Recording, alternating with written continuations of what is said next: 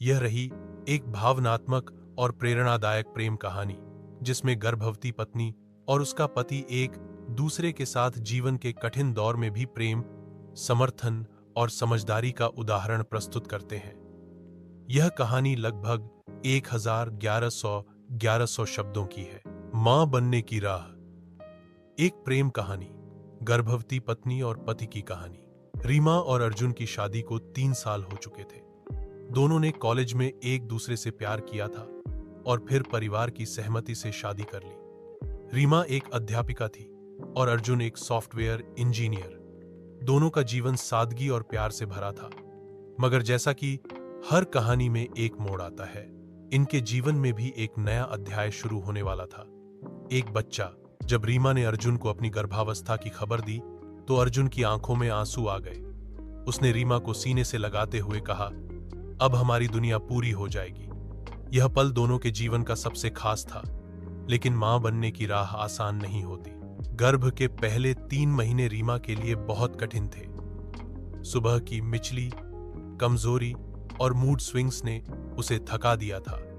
अर्जुन ने हर संभव कोशिश की कि रीमा को आराम मिले। वह सुबह जल्दी उठकर उसके लिए नींबू पानी बनाता, ऑफिस से जल्दी लौटता और रात को रीमा के पैरों की मालिश करता। रीमा कई बार झुंझला जाती, बेवजह रो पड़ती या गुस्से में बोल देती।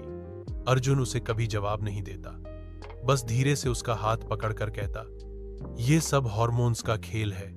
मैं जानता हूं तुम्हारे लिए ये आसान नहीं है, लेकिन हम साथ हैं ना। धीरे धीरे महीनों ने करवट ली।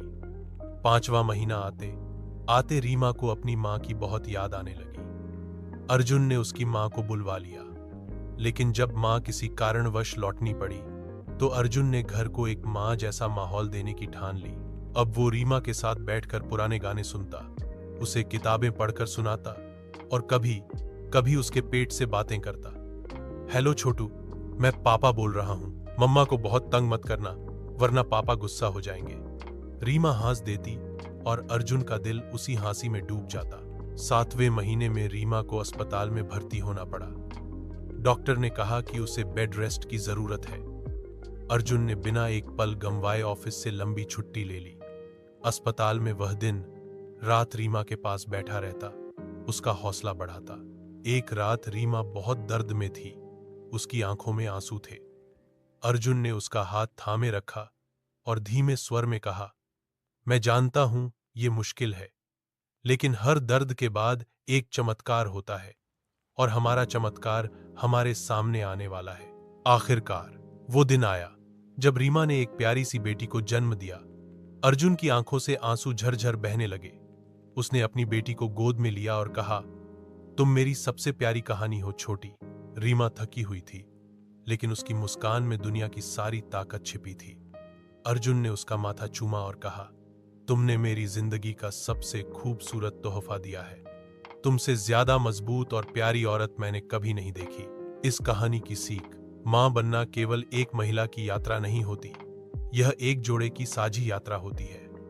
प्रेम, धैर्य और समझदारी से एक पुरुष भी इस यात्रा को उसकी पत्नी के लिए आसान बना सकता है। जब पति हर मोड़ पर पत्नी के साथ खड़ा रहता है, तभी सच्चे अर्थों में वह साथी कहलाता है। अगर आप चाहें तो मैं इस कहानी को कविता में या किसी खास शैली जैसे डायरी फॉर्मेट या संवा